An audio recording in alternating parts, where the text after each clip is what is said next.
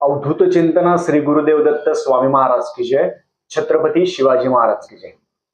एकादशी सोमवारी आहे, त्यानिमित्त मार्गशीर्ष महिन्यामध्ये आपण 3 दिवसीय व्यंकटेश स्तोत्र अनुष्ठान, रात्रीचं व्यंकटेश स्तोत्राचं अनुष्ठान सगळ्यांनी करायला पाहिजे आणि आयुष्यामध्ये एकदा तरी व्यंकटेश स्तोत्र अनुष्ठान करायला पाहिजे. खूप जण बालाजी महाराजांची सेवा करताना घाबरतात. खूप जणांना वाटतं खिडक्या वाजता, दारं वाजता आणि साप येता, नाग येता, मग त्याच्यामुळे खूप जण रात्रीचे व्यंकटेश स्तोत्र वाचतच नाही, घाबरता. पण युट्यूब चॅनल श्रीकीर्तन कुलकर्णीवर आपण सगळं व्यंकटेश स्तोत्र अनुष्ठानाची पूजा मांडणी असेल, 3 दिवसात कसं वाचायचं असेल, वाचन करताना काय म्हणायचंय, सवळ कोणतं घालायचं, वस्त्र कोणतं घालायचे, 3 दिवस ब्रह्मचर्याचं पालन असेल, नैवेद्य कोणता दाखवायचा, हे सगळे व्हिडिओ युट्यूब चॅनल श्रीकीर्तन कुलकर्णीवर आपण टाकलेलं आहे. आपण सगळ्यांनी अवश्य बघावं. व्यंकटेश स्तोत्र आयुष्यामध्ये एकदा रात्री वाचावं.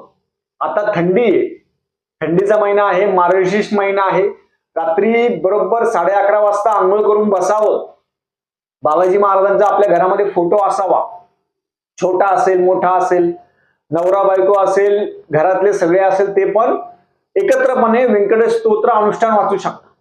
मराठी वाचायचं का संस्कृत वाचायचं, तर आपण मराठी वाचायला 4 ते 5 तास लागत असतात. पण संस्कृत व्यंकटेश स्तोत्र हे 15 ओव्याचं आहे. 15 ओव्याचं संस्कृत व्यंकटेश स्तोत्र, 15 ओव्याचं संस्कृत व्यंकटेश स्तोत्र आहे, ते आपण वाचू शकता. 21 वेळा व्यंकटेश स्तोत्र असेल ते आपण 3 दिवसामध्ये 3 रात्री आपण वाचायचं असतं. रात्री 12 वाजता बरोबर चालू करायचं असतं. तुपाचा दिवा, तिलाचा दिवा असेल. परत पूजा मांडणी करताना कसं मांडणी करायचं, व्यंकटेश स्तोत्र कोणत्या ओवीपर्यंत म्हणायचं, हे आपण व्यंकटेश स्तोत्र युट्यूब चॅनल श्रीकीर्तन कुलकर्णीवर आपण व्हिडिओ टाकलेला आहे संपूर्ण. त्या व्हिडिओमध्ये सगळी माहिती आहे. प्रत्येकाने युट्यूब चॅनल श्रीकीर्तन कुलकर्णीवर जावं, व्हिडिओ पूर्ण बघावा आणि मार्गशीर्ष महिन्यामध्ये 1 दिवसाचं किंवा 3 दिवसाचं व्यंकटेश स्तोत्र अनुष्ठान प्रत्येकाने करावं.